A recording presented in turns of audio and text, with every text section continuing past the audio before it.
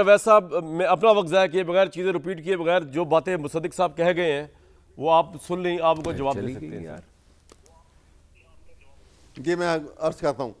देखिए, एक तो पहली बात यह है कि मुसद्दिक साहब ने जब ये बात की है, मलिक साहब ने, हमारे अच्छे दोस्त हैं, अच्छी मुस्कुराते चेहरे से गुफ्तगू करते हैं, लेकिन मैं आपको ये बताऊं कि ऐसा महसूस होता है कि उनको आइन और एक्शन के मुतल्लिक जो फ़र्क है वो उन्होंने कभी उसका एहसास नहीं किया या उनको महसूस नहीं हुआ। आइन एक डॉक्यूमेंट है जिसमें स्टेट के चलाने का एक निज़ाम दिया गया है।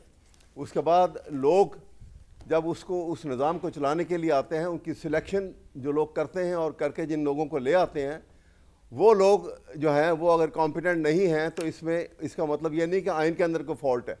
फॉल्ट उन लोगों में है, उनकी सिलेक्शन बेहतर की जाए।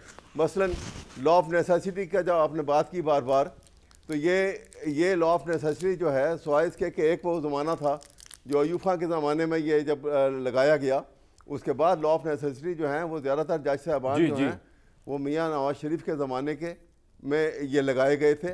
और ये जैसे भी है, लेकिन सर जो उन्होंने ज्यादतियां बताई हैं नून लीग के साथ हुई है इमरान साहब के दौर में, वो भी तो आइन और कानून के हिसाब से ठीक नहीं थी ना, उसका जवाब दे दें। जी जी, मैं आपको बात बताना चाह रहा हूँ। दूसरी बात यह है, इन्होंने कहा नेशन और स्टेट में इन्होंने बात की।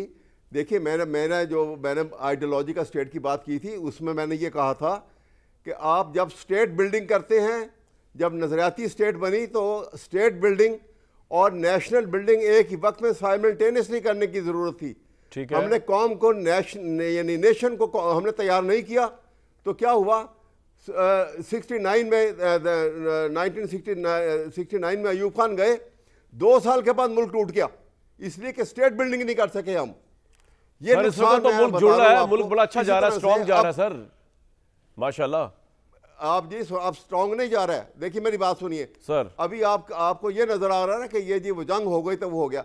मैं ये बात कर रहा हूं कि जो हरकत हो रही है इस मुल्क के साथ, जो लॉ ऑफ अथॉरिटी को आपने सब्स्टिट्यूट कर दिया है रूल ऑफ लॉ के साथ, तो ये मुल्क जो है जो आपने जो एक जंग में तो अपनी कारकर्दगी दिखा दी।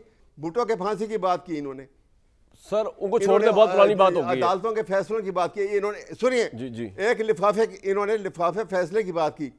तो लिफाफा तो आपको पता है कि जब ये 26वीं तरमीम आई है तो लिफाफा लेके लॉ मिनिस्टर साहब जो हैं वो उसके मौलाना फजल रहमान के घर भी गए थे और कहा था कि लिफाफे में क्या है मुझे भी नहीं पता।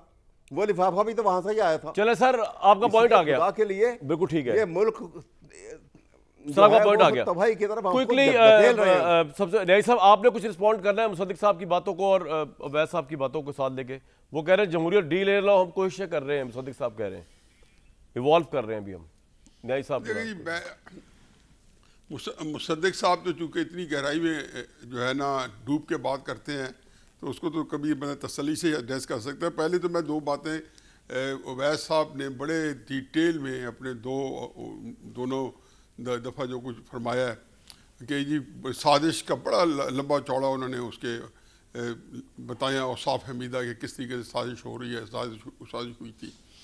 देखिए मेरे नज़दीक अवैध साहब ये पता नहीं, ये सारे मुसद्दिक साहब हैं तो वो समझते हैं कि जी सब अच्छा की रिपोर्ट इधर है और सारी बर्बादी पीछे है। अवैध साहब ने तो यूँ समझाया कि नहीं, सब जो है सारी बर्बादी और तबाही बर्बादी जो है वो इधर है और आपके नज़दीक क्या है जो उससे पहले था उससे सरफ नज़र हो सकता है। देखें पहली बात तो यह है कि जिस निज़ाम के इस वक्त सरबराही कर रहे हैं शहबाज शरीफ साहब, इसकी बुनियाद 25 जुलाई 2018 में रखी गई है और ये इमरान खान साहब के मुबारक हाथों से इसकी बुनियाद रखी गई है। ये निज़ाम सारे निज़ामों के अंदर अच्छा सारे निज़ामों में सुकम रहा है पाकिस्तान में, लेकिन ये जो पीरियड है 2018 से लेके और आज तक, ये पीरियड इसके बहुत सारी चीज़ें मुख्तलिफ हैं और इनकी बहुत सारी चीज़ें जो है ना इनके अंदर कॉमन जो है डिनोमिनेटर्स हैं। ठीक है। अब इसमें जितना शरीक जुर्म शहबाज शरीफ साहब आप हैं, मेरे नज़दीक इमरान खान साहब